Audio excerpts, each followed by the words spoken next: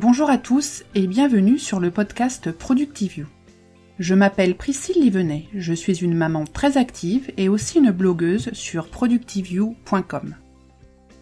J'ai une passion pour l'organisation personnelle et professionnelle. Mon but est de vous aider à mieux vous organiser, à déterminer ce qui est essentiel, à vous concentrer sur cet essentiel et à le réaliser efficacement.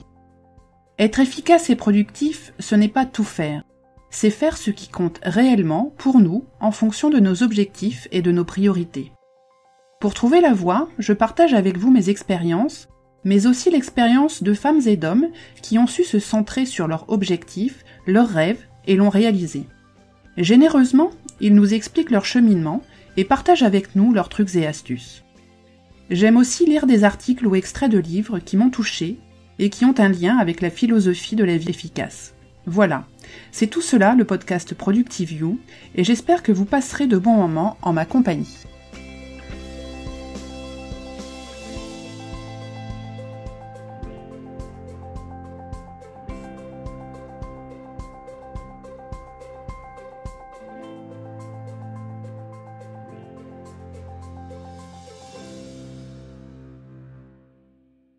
Bonjour à tous et bienvenue dans l'épisode 19 de ProductiveYou.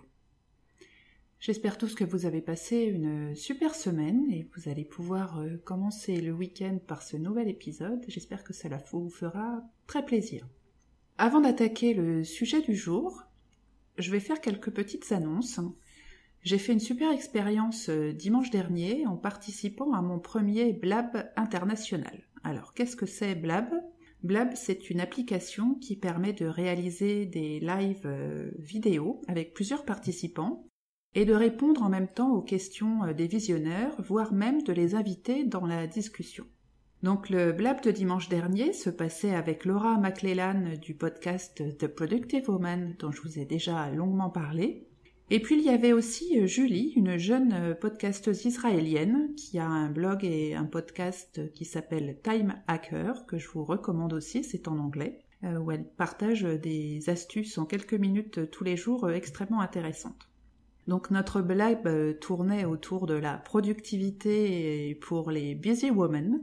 C'était extrêmement agréable, très intéressant. Donc le blab a été enregistré, il est disponible sur le blog productiveyou.com et aussi sur la chaîne YouTube de ProductiveYou. Donc je vous invite à le visionner si vous n'avez pas pu vous connecter pour le voir en direct. Et par ailleurs, comme l'expérience m'a bien plu, le dimanche 15 novembre à 16h, donc la semaine prochaine, j'organise un autre blab, en français celui-là, avec Sabine, alias Bi Organisée, alias aussi la reine des listes, que vous avez pu découvrir dans le podcast numéro 8. Donc la collection à Blab se fait avec votre compte Twitter et ensuite vous pouvez vous inscrire au Blab et dès le démarrage du live, vous recevrez une notification. Et donc avec Sabine, on va partager aussi quelques astuces, bien évidemment, sur l'organisation, notre sujet favori. Et vous pourrez donc visionner le Blab en direct depuis votre PC ou bien depuis votre smartphone. Je ne manquerai pas de toute façon de mettre aussi la rediffusion sur YouTube.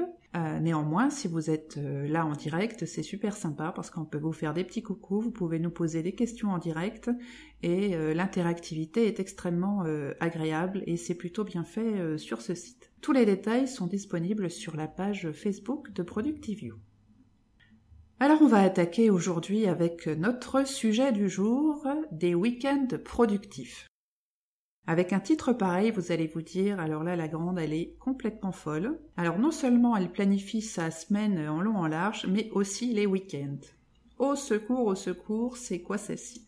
Eh bien oui, je n'ai pas honte de le dire, j'organise aussi mes week-ends, car en ce qui me concerne, si j'ai pas envie de me dire le dimanche soir, l'air dépité, zut, j'ai rien fait du week-end alors que j'en avais plein à faire, eh ben j'ai pas trouvé de meilleure méthode, parce que je suis vraiment le genre de personne où si c'est pas noté et clairement identifié, je vais avoir beaucoup de mal à être efficace pendant les week-ends. Je ne pense pas être la seule personne à avoir beaucoup de choses à faire pendant les week-ends, et la planification c'est pas mal, enfin l'organisation en tout cas, ça a quand même quelques vertus. Bon, à la différence de la semaine, je vais pouvoir m'accorder de grandes plages de repos et de divertissement, je vous rassure. Alors, première étape de l'organisation du week-end, pour être optimal, on fait ça le jeudi ou le vendredi par exemple. Ça peut être pas mal, plutôt que de commencer le samedi matin après le réveil, et de s'y mettre à ce moment-là, parce qu'on aura certainement déjà perdu un petit peu de temps. Donc je vous conseille, donc en fin de semaine, je vous suggère en tout cas de prendre votre agenda et d'y noter les incontournables du week-end, comme le match de basket de votre fils, la leçon de danse de votre fille, ou bien l'inverse, le déjeuner chez belle-maman, bref, tous les engagements que vous avez déjà pris. Et là, avec l'expérience, vous allez voir qu'on apprend à limiter ces engagements pour avoir un petit peu de temps pour soi. Parce que souvent au calendrier, on note les éléments un petit peu exceptionnels, une invitation par exemple. Mais toutes ces choses récurrentes, ces engagements que nous on a, ou nos enfants, et donc on va les accompagner, finalement quand on place tout ça bien dans son agenda, on se rend compte qu'après c'est vite plein.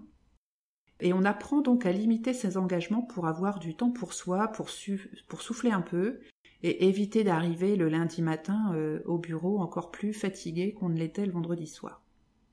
Et puis ensuite, on va remplir les vides autour des éléments incontournables. Et voici quelques pistes, quelques idées que je partage avec vous. Un certain nombre de ces idées, je les ai trouvées matérialisées dans 2 articles en anglais, donc je vous mettrai les liens. Comme ça m'a un petit peu aidé à ajouter quelques éléments, et puis d'autres, c'est issu de mon expérience personnelle. Et je serais absolument ravie que dans les commentaires sur le blog, vous n'hésitiez pas à me faire part, vous, de vos trucs pour bien organiser votre week-end. Alors j'ai listé 11 choses, 11 pistes, de choses qui vont peut-être pouvoir vous inspirer. Il n'y a pas d'ordre précis, vraiment je les ai mis comme elles me venaient à l'esprit, d'autant plus qu'on n'est pas obligé de les faire toutes. Mais en tout cas, ça donne quelques idées. Le premier point, pour bien profiter de son week-end, déjà, ça va être de se déconnecter. Et la première étape pour se couper de sa semaine de travail, c'est de mettre par écrit un petit bilan de votre semaine, comme revoir vos objectifs professionnels et personnels, vos accomplissements au cours de cette semaine, ce qui s'est bien passé, ce qui s'est moins bien passé, les leçons que vous pouvez en tirer, les idées que vous avez pour la semaine qui vient, les prochaines actions à mettre en place pour atteindre vos objectifs, les progrès que vous avez faits, comme par exemple courir 3 fois par semaine au lieu de 2 habituellement, avoir perdu 500 grammes, avoir lu un livre, etc., etc. Ainsi, on libère son esprit parce que tout est couché sur le papier ou dans une application, et votre cerveau comprend que c'est pas la peine de vous rappeler le sujet tout le week-end, votre travail ou les idées que vous pourriez avoir pour la semaine prochaine, parce que tout est déjà noté, enregistré. Et vous pourrez aussi profiter de ce moment pour mettre par écrit toutes les choses pour lesquelles vous êtes reconnaissant et rempli de gratitude pour votre travail, votre famille, vos amis, etc. On peut en profiter de ce point pour inclure aussi d'autres membres de la famille, et moi je pensais particulièrement aux enfants. Faire un point avec eux sur ce qui s'est bien passé par exemple à l'école, pour leur donner l'habitude de se poser, de prendre un petit peu de recul, de réfléchir à la semaine qui vient de se passer, mais ça nous permettra aussi de mettre en évidence les progrès qu'ils ont faits, une amélioration des notes, une amélioration des connaissances sur un sujet, d'identifier éventuellement des lacunes, des points faibles qu'ils pourraient avoir et qui vous permettront aussi, par conséquent, de travailler ce point-là avec eux, ou bien, si nécessaire, de prendre un professeur particulier ou autre. Mais en le faisant vraiment très régulièrement, déjà on est un peu plus proche de ce qu'en font nos enfants, et c'est vraiment dans l'idée de leur donner l'habitude de se poser, de faire un peu de clarté et de ne pas être toujours la tête dans le guidon. Deuxième point, qui est lié vraiment au premier, c'est rester loin de ces mails et surtout des mails professionnels. À moins que vous ayez un job où vous devez être connecté 24 heures sur 24 et 7 jours sur 7, ne pas lire vos mails professionnels ne devrait pas être un grand problème. Idem pour les mails perso. On en profite souvent le week-end pour faire un peu le tri dans la boîte perso, les newsletters qu'on a pu avoir reçus, etc. Jetez-y un coup d'œil 1 fois ou 2 par jour, mais pas toutes les 10 minutes dès que vous avez une notification, si vous en avez encore. Le monde a peu de chances de s'écrouler si vous ne lisez pas tout au fil de l'eau, et le week-end, c'est fait vraiment pour se déconnecter et pour penser à autre chose qu'au monde digital. Troisième point, pensez à prendre soin de vous. Donc dans ces 2 jours, c'est vraiment le moment de se ressourcer, de prendre du repos, de faire un peu de sport, une marche en famille, prendre un rendez-vous pour aller se faire masser, aller nager. Le mot d'ordre, ça doit vraiment être se ressourcer, se régénérer et se détendre. Donc prenez soin de vous. Personne ne le fera à votre place. 4e point, dormir, mais pas trop. Alors le principal problème du lundi matin, c'est d'avoir souvent du mal à se lever. Et la cause est assez simple. Alors c'est pas la même pour tout le monde, mais il y a une cause qui est quand même assez importante, c'est que pendant le week-end, souvent on dort beaucoup plus longtemps, beaucoup plus tard que d'habitude. On se couche aussi plus tard et du coup on perturbe le rythme de notre corps, on perturbe le rythme qu'on a pris pendant les 5 premiers jours de la semaine. Et il y a un an, j'ai lu un article que je n'ai malheureusement pas retrouvé, donc je suis assez navrée pour ça. Si je le retrouve un peu plus tard, je le rajouterai dans les notes de l'émission, qui préconisait de ne pas trop dormir le week-end et de rester autant que possible dans le même planning que la semaine. Alors, l'idée, c'est pas de continuer à se lever toute la semaine, comme la semaine à 5h30 du matin ou 6h, mais c'est plutôt de ne pas trop dormir. Donc je vais vous expliquer un petit peu comment moi je l'ai mis en place. Alors moi, le week-end, je me levais jusque-là à 10 ou 11 heures du matin, samedi et dimanche. Alors j'ai la chance d'avoir de grands enfants qui ne me réveillent plus à 6 heures du matin. Ils l'ont fait, ça je peux vous le rassurer. Pendant des années et des années, j'y ai eu droit. Maintenant, je peux dormir beaucoup plus tard, surtout que comme j'ai des grands ados, jeunes adultes, je vous garantis que le week-end, si je vais pas les chercher à midi, ils sont encore au lit. Donc ils ne m'embêtent pas le matin. Et en plus, malgré mon grand âge, j'ai encore cette faculté de pouvoir facilement dormir 10 à 12 heures d'affilée, ça ne me fait absolument pas peur. Maintenant, je mets systématiquement mon réveil pour n'avoir que, entre guillemets, 8 heures de sommeil. Qui est quand même, par rapport à la moyenne de mes nuits, au moins 1h30 de plus que mes nuits habituelles, mais ce qui est quand même en écart beaucoup moins important que ce que je faisais avant le week-end, où je dormais facilement 10 heures. Et quelle que soit l'heure de mon coucher, j'ajoute 8 heures pour le réveil. Sauf évidemment si j'ai un événement particulier le matin, un rendez-vous où je dois me lever très très tôt. Mais si ce soir, par exemple, je me couche, nous sommes vendredi, je me couche à 1h du matin, je mettrai mon réveil demain pour 9h. Comme ça, je garde toujours cette tranche de 8 heures.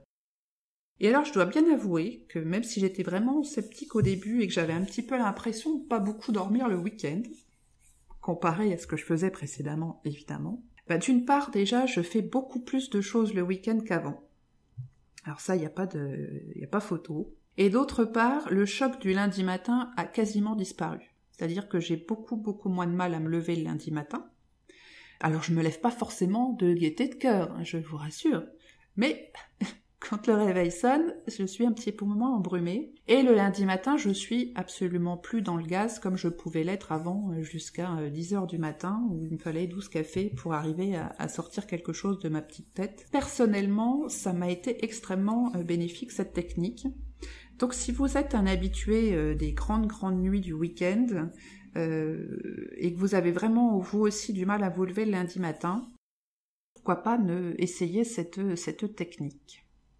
5e point, consacrez-vous à votre ou vos hobbies. Alors il est souvent difficile de s'adonner à sa passion ou à ses passions pendant la semaine. Donc le week-end, c'est vraiment le moment d'y aller, de sortir ses pinceaux, son livre, ses livres, sa musique, son appareil photo, que sais-je encore, pour vraiment bien profiter et consacrer du temps à ses hobbies, sans toutefois en oublier quand même les autres membres de la famille si vous en avez, qui veulent certainement passer aussi du temps avec vous. Mais donc, passez du temps sur vos hobbies. Point numéro 6, ménage et courses, service minimum. Donc en principe, si vous avez une bonne organisation personnelle et familiale, il est très probable que vous n'attendez pas le week-end pour vous occuper de tout votre linge de la semaine et que vous faites un petit peu tous les jours une quinzaine de minutes de petit ménage pour éviter d'y passer de longues heures pendant le week-end. Donc essayez au maximum de limiter le temps passé au ménage et aux courses. Évitez par exemple les heures de pointe au supermarché pour y passer le moins de temps possible. Vous faites vos courses sur Internet et faites-vous livrer le soir en semaine. Certains services en France proposent des livraisons entre 7h et 23h. Donc de quoi vraiment satisfaire quasiment tous les agendas, toutes les familles. On peut aussi essayer de limiter les tâches ménagères à une seule demi-journée dans le week-end, qui va être certes très chargé, mais ça permet de ne pas avoir le sentiment de faire du ménage tout le week-end. Et comme dans toute méthode d'organisation, il n'y a pas de solution miracle qui marche pour tout le monde. Faites des essais, voyez ce qui s'adapte le mieux à votre situation, à votre famille, à l'âge de vos enfants, etc. Et puis surtout aux contraintes que vous pouvez avoir dans le week-end, comme les activités extrascolaires de vos enfants ou une pratique sportive ou autre. Point 7, aérez-vous, bougez.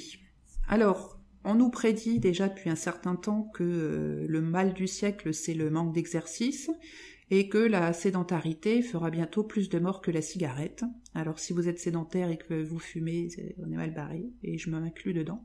Alors il faut vraiment bouger, en profiter pour bouger en famille. Alors du moins, tant que vos enfants accepteront de faire des activités avec vous. Et alors profitez-en tant qu'ils sont petits, parce que je vous garantis que très vite, vous irez courir tout seul dans la forêt. 8e point, passez du temps de qualité avec votre famille et vos amis. Alors une activité sympa en famille, un film au cinéma, un brunch le dimanche, une expo, le match de foot avec vos fils. Essayez de trouver toujours au moins une activité par week-end qui vous réunira et fera partie de vos souvenirs communs.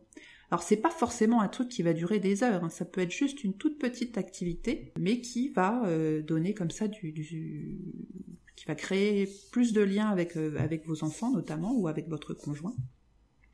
Ça peut être juste de faire une partie de jeux vidéo avec vos ados, ça compte aussi. Et puis on peut faire aussi du groupage ou du 2 en 1. Pourquoi ne pas inviter ces amis que vous vouliez voir depuis très longtemps à visiter une expo en même temps que vous et votre famille. Comme ça, vous aurez eu votre activité en famille et vous aurez vu vos amis dans le même temps. On fait d'une pierre deux coups. 9e suggestion, instaurer un rituel. Alors ce que j'entends par rituel, c'est une chose super simple qui va se répéter toutes les semaines au même moment. Alors c'est particulièrement utile pour les plus jeunes enfants parce que ça leur donne un repère dans la semaine. Et puis cette habitude, ce rituel en général, quand les enfants grandissent, ça reste et ça devient un peu une tradition familiale. Chez nous, par exemple, ce sont les crêpes du dimanche soir.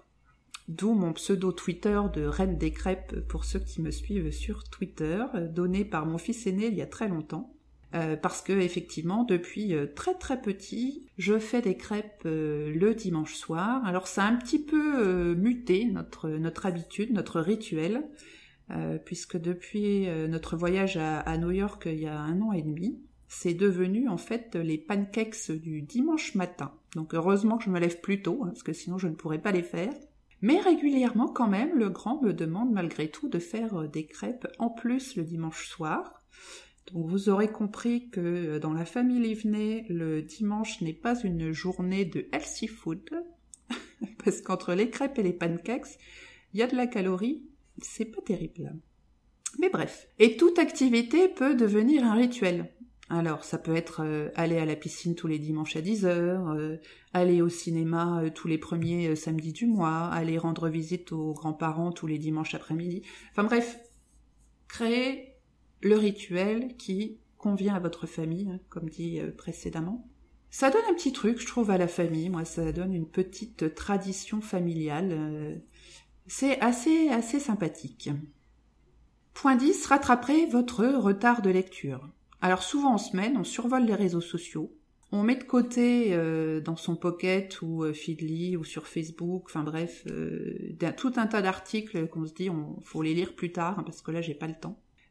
Sauf que bien souvent on les lit pas. On les lit pas et on se retrouve avec des listes interminables. Donc prendre quelques minutes tous les week-ends pour cette lecture, ça vous aidera, ça évitera que cette liste s'allonge trop et puis que finalement vous oubliez même cet article qui avait l'air super intéressant, que vous ne le lisiez jamais. Et votre esprit sera en plus beaucoup plus disponible qu'en semaine, donc vous serez plus réceptif à ce que vous allez lire. Alors il en va de même pour les livres. Lire est excellent pour l'esprit et malheureusement il paraît qu'on lit de moins en moins. Alors personnellement, je pense que je lis pour 3 ou 4 personnes à moi toute seule, mais bon, je peux pas lire pour tout le monde. Donc n'hésitez pas à lire la semaine, si vous n'avez pas déjà dans vos habitudes de lire un petit peu tous les soirs avant de vous endormir. 11e et dernier point, particulièrement adapté à ceux qui utilisent la méthode GTD, Getting Things Done. Donc il y a un point essentiel dans cette méthode qui est la revue hebdomadaire et la planification. Donc il y a certaines personnes qui le font le vendredi en fin d'après-midi, d'autres comme moi qui le font le lundi matin, première chose au bureau à 8h, je fais ma petite revue hebdo.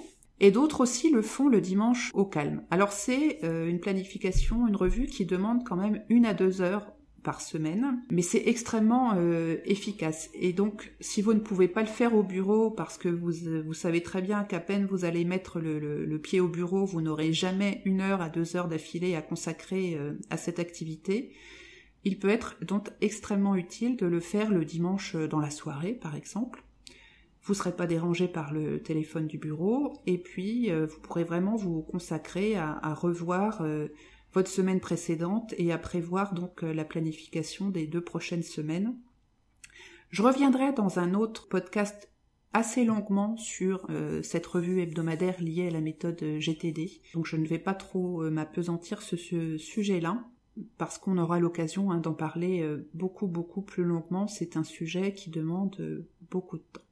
Voilà pour les 11 points, donc petit récapitulatif. Donc le premier point, se déconnecter. Deuxième point, restez loin de vos mails, surtout des mails professionnels. Troisième point, pensez à prendre soin de vous. Quatrième point, dormez mais pas trop. Cinquième point, consacrez-vous, à votre ou vos hobbies. Sixième point, ménage et courses, service minimum. Septième point, aérez-vous, bougez. Huitième, passez du temps de qualité avec votre famille et vos amis. Neuvième idée, instaurez un rituel. Dixième, à rattraper votre retard de lecture. Et 11e, planifiez votre semaine. Voilà donc les 11 astuces pour avoir des week-ends productifs. Comme quoi, vous voyez, on peut être productif le week-end tout en se divertissant et se détendant en famille. Alors avant de terminer ce podcast, je voudrais vous parler quelques minutes des objectifs 2016. La fin de l'année approche à grands pas et dans quelques semaines, nombreux seront ceux qui se lanceront dans les bonnes résolutions au petit matin du 1er janvier et qui, pour la plupart, ne tiendront pas leurs résolutions au-delà de 2 jours malheureusement. Donc ces résolutions, ces objectifs annuels, pour être valables et réellement produire leurs fruits, on doit y réfléchir bien à l'avance et pas le 1er janvier au matin, l'esprit encore embrumé par les bulles de la nuit précédente. Aussi, je vous propose de commencer à y réfléchir dès maintenant, car nous allons en reparler dans un prochain podcast. Donc dans un premier temps, je vous propose de réaliser un état des lieux de ce que vous avez fait cette année, que vous ayez ou non établi des objectifs en 2015. Tous les domaines comptent, les domaines professionnels, personnels, votre santé, le sport que vous avez fait, vos relations amoureuses, familiales, et notez même les toutes petites réalisations.